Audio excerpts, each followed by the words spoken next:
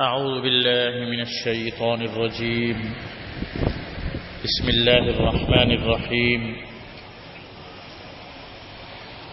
أحل لكم ليلة الصيام الرفث إلى نسائكم هن لباس لكم وأنتم لباس لهن علم الله أنكم كنتم تختانون أنفسكم فتاب عليكم وعفى عنكم فالآن باشروهن وابتغوا ما كتب الله لكم وكلوا واشربوا حتى يتبين لكم الخيط الأبيض من الخيط الأسود من الفجر ثم أتموا الصيام إلى الليل ولا تباشروهن وأنتم عاكفون في المساجد تلك حدود الله فلا تقربوها كذلك يبين الله آياته للناس لعلهم يتقون.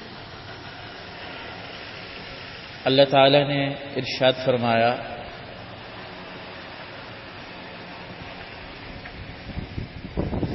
حلال کر دیا گیا ہے تمہارے لیے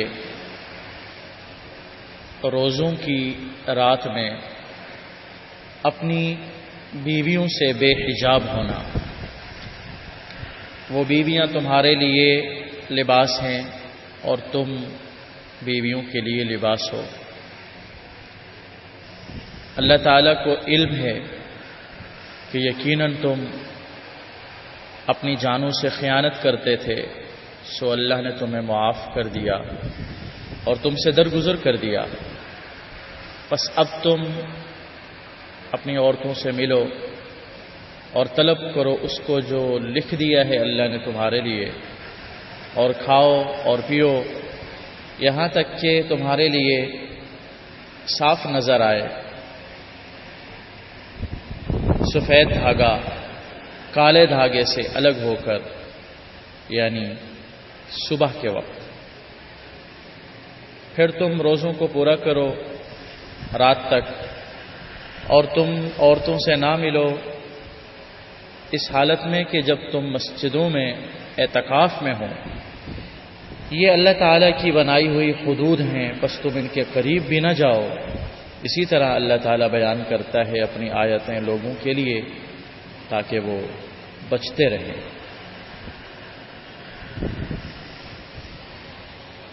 تمہارے لیے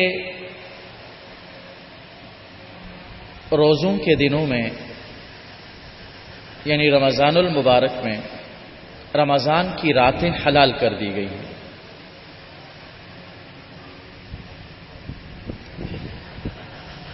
بخاری شریف میں حضرت براء بن عازب رضی اللہ تعالی عنہ سے روایت ہے کہ ابتدا میں جب رمضان کے روزے فرض کیے گئے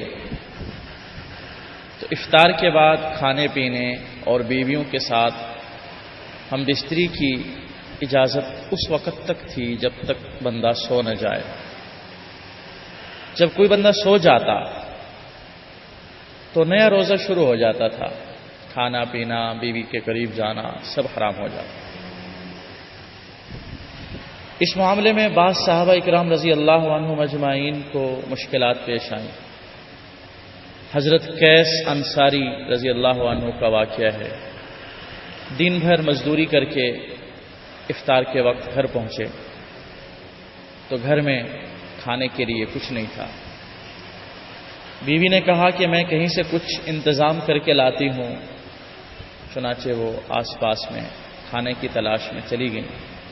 جب وہ واپس آئیں تو حضرت قیس رضی اللہ تعالیٰ عنہ دن بھر کے تھکے ہوئے تھے، کام کاج کر کے مزدوری کر کے. ان کی آنکھ لگ گئی. اب جب ان کو جگایا گیا تو اصول اور ضابطے کے مطابق کھانا حرام ہو چکا تھا، روزہ شروع ہو چکا تھا. چنانچہ انہوں نے کچھ بھی نہیں کھایا اور نیا روزہ ان کا شروع ہو گیا، اور اگلے دن کا روزہ انہوں نے بھوکے پیاسے رکھا. دوپہر کو بے ہوش ہو گئے کمزوری کی وجہ سے. اسی طرح بعض صحابہ کے واقعات اپنی بیویوں کے حوالے سے بھی پیش آئے کہ جب آنکھ لگ گئی، رات کو روزہ شروع ہو گیا تو آنکھ کھلنے کے بعد اہلیہ کی طرف جانے کی خواہش اور طلب ہوئی. اس معاملے میں ان کو پریشانی ہوئی. تو اللہ رب العزت کی طرف سے یہ حکم اترا اور یہ آیت نازل ہوئی، اور اللہ تعالی نے رمضان کی راتوں کو ہمیشہ ہمیشہ کے لیے حلال فرما دیا۔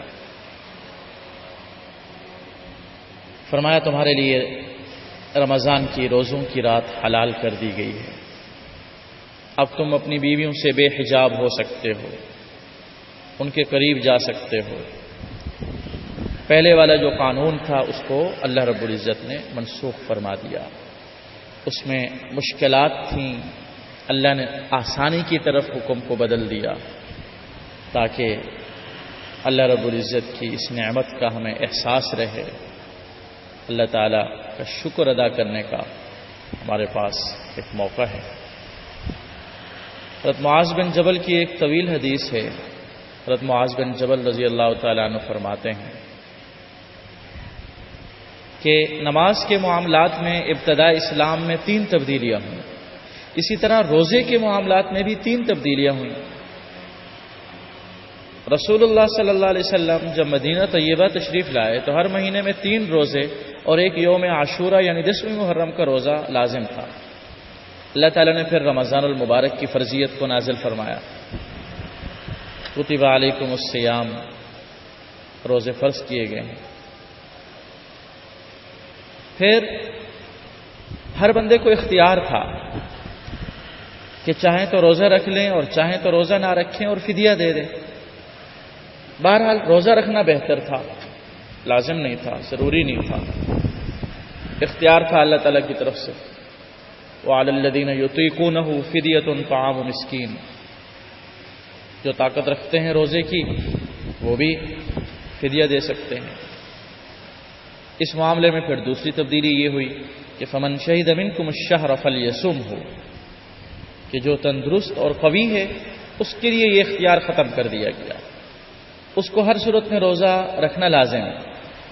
البتہ فدیہ ادا کرنے کا معاملہ بوڑھے کے حق میں، جو بہت زیادہ بوڑھا ہو، جو روزہ نہ رکھ سکتا ہو، یا جو ایسا بیمار ہو جس کی بیماری دائمی ہو، ظاہری اعتبار سے جس کے لیے کوئی امکان نہ ہو کہ وہ تندرست ہو سکے، تندرست اگر ہو جائے تو اس پر روزوں کی قضا ہوگی، لیکن بہرحال اگر بظاہر تندرستی نہ آ رہی ہو تو وہ بھی فدیہ دے گا۔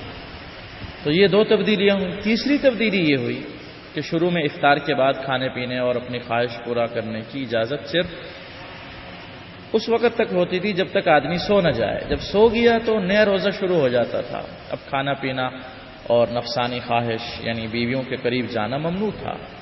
اللہ رب العزت نے اس آیت کے ذریعے اس کے حکم کو بدلا اور فرمایا احل لکم لیلۃ الصیام، رمضان اور روزوں کی رات تمہارے لیے حلال کر دیا گیا ہے۔ الرفث الی نسائکم،